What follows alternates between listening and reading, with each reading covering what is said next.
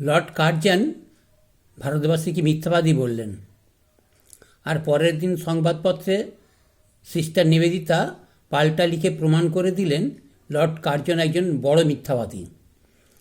একজন মানুষও সেদিন ছিলেন না ভারতবর্ষে যে কার্জনের কথার প্রতিবাদ করার।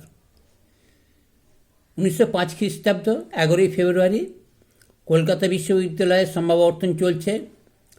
মঞ্চে উপস্থিত কলকাতা বিশ্ববিদ্যালয়ের তথা ভারতীয় বিশ্ববিদ্যালয়ের প্রথম উপাচার্য স্যার গুরুদাস বন্দ্যোপাধ্যায় সহ আরও সমাজের বিশিষ্ট ব্যক্তিবর্গ।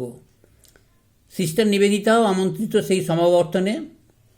এবার সমাবর্তনে ভাষণ দিতে উঠলেন লর্ড কার্জন।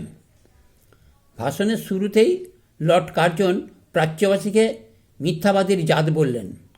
সেদিন অনেক শিক্ষিত ভারতবাসী বিনা প্রতিবাদে হাসি খুশি মুখে সে কথা শুনে গেলেন। নিবেদিতার রাগে মুখ লাল হয়ে গেল কার্জনের কথা শুনে। রাগে ঠকঠক করে কাঁপতে লাগলেন। স্যার গুরুদাসকে বাইরে টেনে নিয়ে এলেন, তারপর সোজা ইম্পিরিয়াল লাইব্রেরিতে, এখন যেটা ন্যাশনাল লাইব্রেরি, নিয়ে গেলেন। একটা বই লাইব্রেরি থেকে বের করলেন। সেটা লর্ড কার্জনের নিজের লেখা বই, প্রবলেমস অফ দ্য ইস্ট। এবার সেই বইয়ের একটা পাতা বের করে স্যার গুরুদাসকে বললেন, পড়ুন এই পাতাটা। সেই পাতায় লেখা ছিল কার্জন নিজের মিথ্যাচারিতার কথা নিজে মুখে বলেছেন। কোরিয়ার বিদেশ দপ্তরের প্রেসিডেন্টের কাছে মিথ্যা কথা বলেছিলেন। কার্জন নিজের বয়স বাড়িয়ে মিথ্যা কথা বলেছিলেন বিশেষ কিছু সুবিধা পাওয়ার জন্য। সেটা আবার বড় মুখ করে নিজের বইয়ে লিখেছেন। এত বড় যে মিথ্যাবাদী, সে আবার ভারতবাসীকে কী করে মিথ্যাবাদীর জাত বলে? সেই রাতে নিবেদিতা তার বিশেষ বন্ধু জাতীয়তাবাদী ইংরেজি অমৃতবাজার পত্রিকার সম্পাদক শিশির কুমার ঘোষের বাড়ি গেলেন। তাকে সব দেখালেন।